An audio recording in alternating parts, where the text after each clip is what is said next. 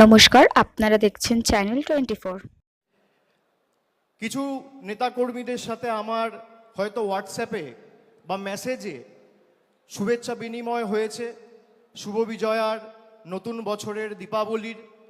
কিন্তু এই প্রথম আপনাদের সাথে পুজোর পরে, উৎসবের পরে দেখা হলো। আমি সকলকে নতুন বছরের শুভেচ্ছা জানাচ্ছি।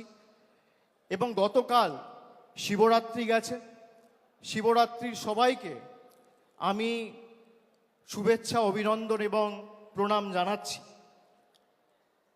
আপনারা যদি ভেবে দেখেন, আজ থেকে ঠিক 1 বছর আগে, আজকের তারিখটা হচ্ছে 27শে ফেব্রুয়ারি, আজ থেকে ঠিক 1 বছর আগে 27শে ফেব্রুয়ারি 2024 সালে বাংলায় কি পরিস্থিতি ছিল এবং কিভাবে বসিরহাটের একটা ঘটনাকে কেন্দ্র করে সারা ভারতবর্ষ জুড়ে বাংলাকে কলুষিত এবং কালিমালিপ্ত করার যে ঘৃণ্য চক্রান্ত ভারতীয় জনতা পার্টি, সিপিএম, কংগ্রেস এবং সংবাদ মাধ্যমের একাংশ রচিত করেছিল, তার যোগ্য জবাব বাংলার প্রায় 10.5 কোটি, 11 কোটি মানুষ 2024-এর লোকসভা নির্বাচনে তৃণমূল কংগ্রেসকে 29টা আসনে জিতিয়ে দিয়েছেন।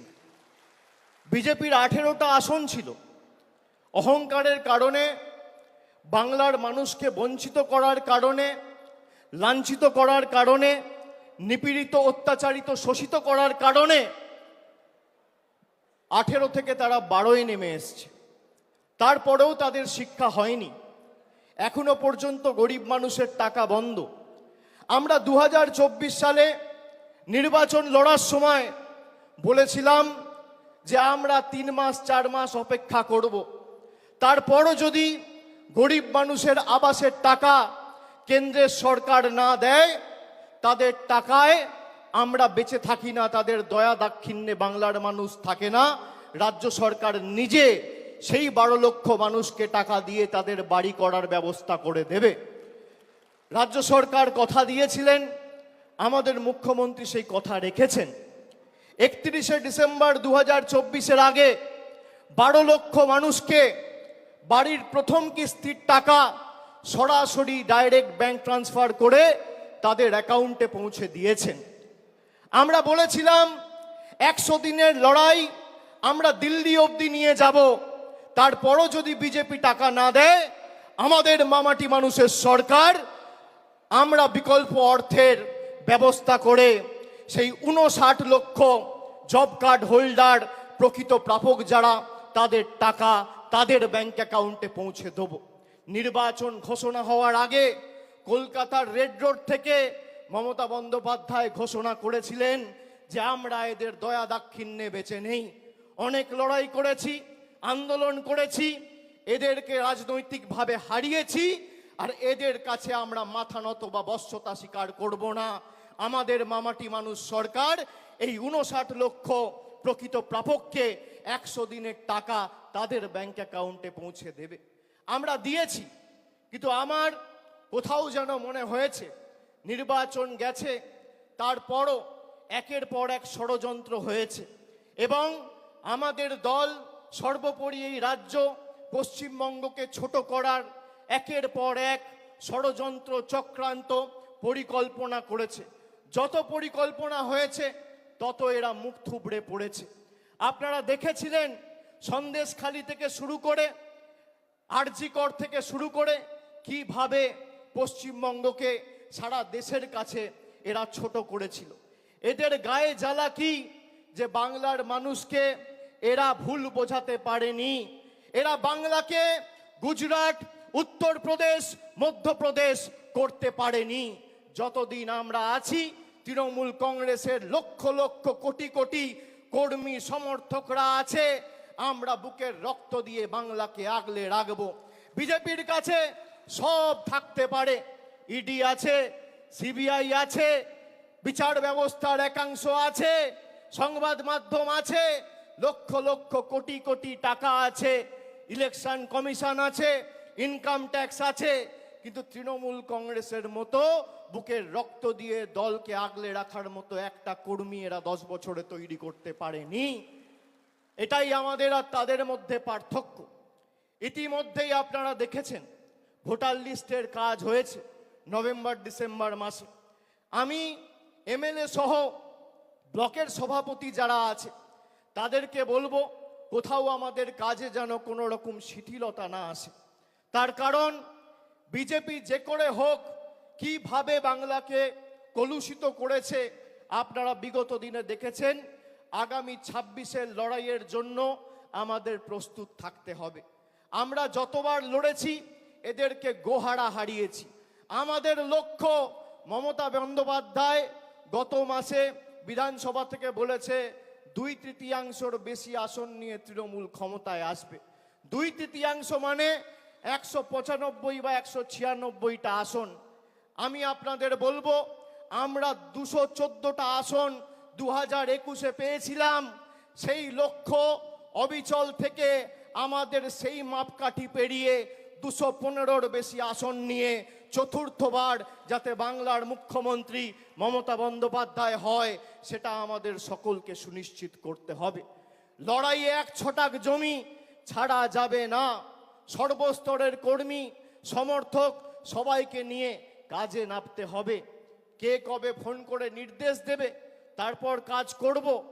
নিজেরা যারা দলকে ভালোবাসেন মানুষের কাছে যান। 2024-এর লোকসভা নির্বাচনে আমি ডায়মন্ড হারবার থেকে আপনাদের বললে বিশ্বাস করবেন না 7,10,000 ভোটে জেতার পর 3 মাস ঘুমাতে পারিনি। তার কারণ আমি এই ঋণ কিভাবে পরিশোধ করব, আমি এই ভালোবাসা কিভাবে পরিশোধ করব, আমি 3 মাস ঘুমাতে পারিনি। তারপর মানুষের কাছে সেবাশ্রয় নিয়ে গেছি। একটা এমএলএ, একটা ব্লক সভাপতি, একটা পঞ্চায়েতের মেম্বার, একটা কাউন্সিলর, মিউনিসিপ্যালিটির চেয়ারম্যান, ব্লকের সভাপতি, টাউনের প্রেসিডেন্ট নিজের কাছে ক্ষমতা কুক্ষিগত করে রাখলে হবে না। মানুষের কাছে মানুষের দাবি নিয়ে মমতা বন্দ্যোপাধ্যায়ের জনমুখী কর্মসূচি পৌঁছে দিতে হবে। এটাই আমাদের লক্ষ্য থাকা উচিত। আর আমি কর্মীদের বলবো এই দল মমতা বন্দ্যোপাধ্যায়ের আন্দোলন আর কর্মীদের ত্যাগ তিতিক্ষা কৃচ্ছ সাধনের মাধ্যমে আজকে বটবৃক্ষে তৃণমূল কংগ্রেস পরিণত হয়েছে। যারা বুথে বসে প্রাণ দিয়ে পোস্টার মারছেন, ব্যানার লাগাচ্ছেন, দেওয়াল লিখছেন, মিছিলে হাঁটছেন, তারাই তৃণমূল কংগ্রেসের আসল সম্পদ। আমি আপনাদের বলবো যতদিন আপনারা আছেন এই বিজেপির ষড়যন্ত্রের চক্রব্যূহ আমরা বিগত দিনে যেভাবে ভেঙে চূর্ণ বিচূর্ণ করেছি আগামী দিনেও ভেঙে চূর্ণ বিচূর্ণ করব। অনেকে সস্তায় খালি সংবাদ মাধ্যমে টিকে থাকবেন বলে দলের শৃঙ্খলা না মেনে অনেক কথা বলছেন, এগুলো করবেন না। যদি কেউ দলকে ভালোবাসেন সে কোনোদিন দলের শৃঙ্খলার বাইরে যাবে না। একটা কর্মী কোনোদিন দলের শৃঙ্খলার বাইরে যায় না। আমি এমএলএ, আমার কত ক্ষমতা, আমি দলের মুখপাত্র, আমার কত ক্ষমতা, আমি দলের সাংসদ, আমার কত ক্ষমতা, আমি টাউন চেয়ারম্যান, আমার কত ক্ষমতা দেখাতে গিয়ে আপনি দলকে ছোট করছেন।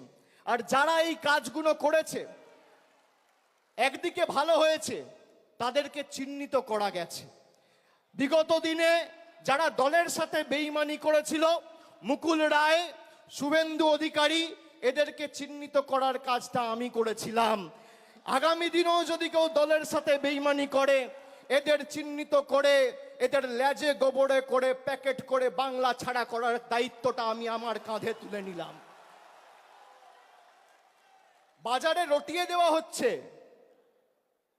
অভিষেক বন্দ্যোপাধ্যায় বিজেপিতে যাবে। আরে আমার গলা কেটে দিলে কাটা গলা থেকে মমতা ব্যানার্জি জিন্দাবাদ বেরোবে। আমি বেঈমান নই।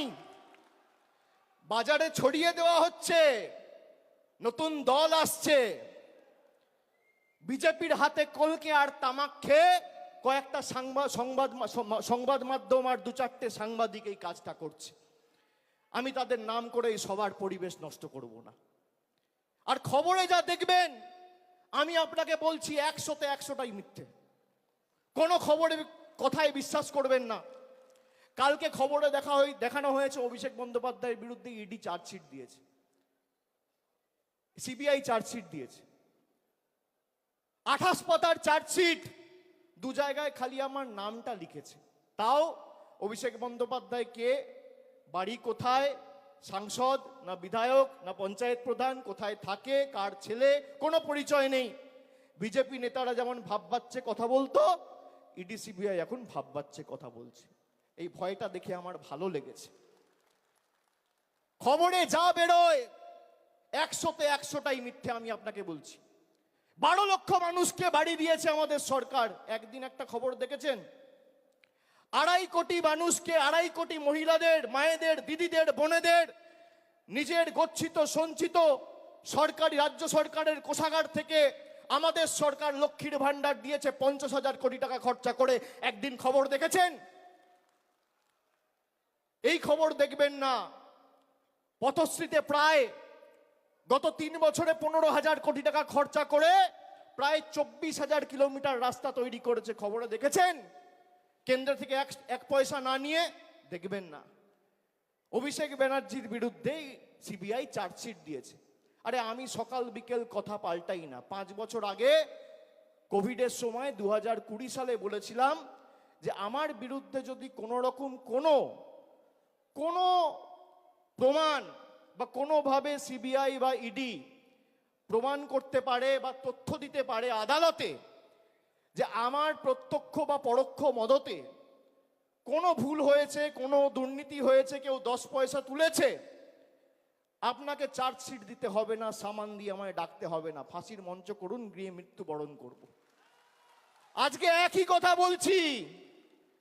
আপনার কাছে প্রমাণ থাকলে প্রমাণ দেবেন। আমাকে তো সিবিআই ডেকেছিল নবজোয়ারে, যখন গেছিলাম যাত্রা বন্ধ করে এসেছি একদিনের জন্য। সিবিআই দপ্তরে গেছি, 10 ঘন্টা জিজ্ঞাসাবাদ করেছে। তারপরের দিন আবার বাঁকুড়ায় গিয়ে নবজোয়ার শুরু করেছি। কাঁচকলা। আপনি কি ভাবছেন ধমকে চমকে দমিয়ে রাখবেন? আমি অন্য ধাতুতে তৈরি। আপনি যত প্রহার করবেন, যত আঘাত করবেন, মানুষের কাছে যাব মাথা নত করে সমর্থন চাইবো। আপনাদের কাছে আত্মসমর্পণ, বশ্যতা স্বীকার করার পাত্র অভিষেক বন্দ্যোপাধ্যায় নয়। আমরা সবাই এসছি আমাদের নেত্রীর কাছ থেকে তার নির্দেশ নিয়ে আগামী দিন এলাকায় ফিরে গিয়ে কাজ শুরু করার লক্ষ্যে। খুব সম্ভবত 3 তারিখ থেকে উচ্চ মাধ্যমিক পরীক্ষা রয়েছে। উচ্চ মাধ্যমিক শেষ হওয়ার পরে আমাদের হাতে বেশি সময় নেই। অনেকে ভাবছেন 1 বছর সময় রয়েছে এখনো, তারপর নির্বাচন হবে। 1 বছরের মধ্যে 2 মাস 3 মাস বর্ষা রয়েছে, তার মধ্যে 15 দিন পরীক্ষা রয়েছে, 2 মাস কালী পুজো, দুর্গা পুজো, দেখতে গেলে হাতে 4-5 মাসের বেশি সময় নেই। এখন থেকে মাঠে নামুন, রাস্তায় থাকুন, অতন্দ্র প্রহরীর মতো বাংলাকে আগলে রাখুন। যেখানে দরকার হবে আপনারা যে পাড়ায় যেতে বলবেন, যে বুথে ঢুকতে বলবেন, আগামী দিনে আমি যাব, কথা দিয়ে যাচ্ছি। কিন্তু লড়াইটা নিজের কাঁধে তুলে নিয়ে 214 থেকে একটা আসন হলেও আমাদের বাড়াতে হবে। 2026-এ আমাদের লক্ষ্য যে কটা আবর্জনা বিজেপির, ওই 70-75টা তো জিতেছিল, তার মধ্যে 10 জন চলেই এসছে। আর নির্বাচন হয়েছে, সেখানেও তৃণমূল কংগ্রেস জিতেছে। নির্বাচন যখনই হয়েছে, যারা বিজেপি থেকে এসে তৃণমূলের প্রার্থী হয়ে নির্বাচনে দাঁড়িয়েছে, মানুষ তাদের দুহাত তুলে সমর্থন করেছে। আমি আপনাদের অনুরোধ করব, 1 বছর আগামী সবকিছু ভুলে গিয়ে, নিজেদের মধ্যে ভেদাভেদ ভুলে গিয়ে, মানুষের কাছে ঐক্যবদ্ধ হয়ে, মানুষের কাছে গিয়ে সরকারের যে জনমুখী প্রকল্প এবং জনসংযোগ আরো আগামী দিন কিভাবে নিবিড় করে তোলা যায়, সেই দিকে নজর দিন। ষড়যন্ত্র করে কোনো লাভ নেই। যারা হোয়াটসঅ্যাপ গ্রুপে রাজনীতি করতে চান, এসব করে কোনো লাভ নেই। মানুষের পাশে দাঁড়িয়ে মানুষের জন্য কাজ করতে হবে। আর যারা চক্রান্ত করবেন তারাই আক্রান্ত হবেন।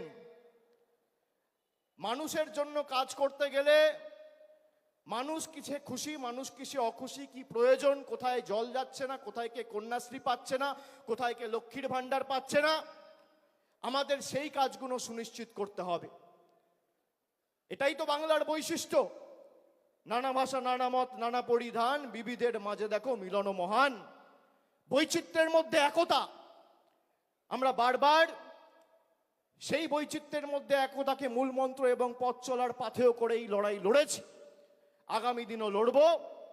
1 চুল 1 ছটাক জমি বিজেপি, সিপিএম, কংগ্রেসকে ছাড়বো না।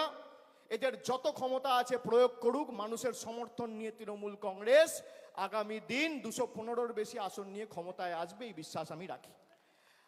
আমাদের এই ভিডিওটা ভালো লাগলে লাইক করবেন এবং এরকম আরও ভিডিও দেখার জন্য চ্যানেলটিকে সাবস্ক্রাইব করবেন।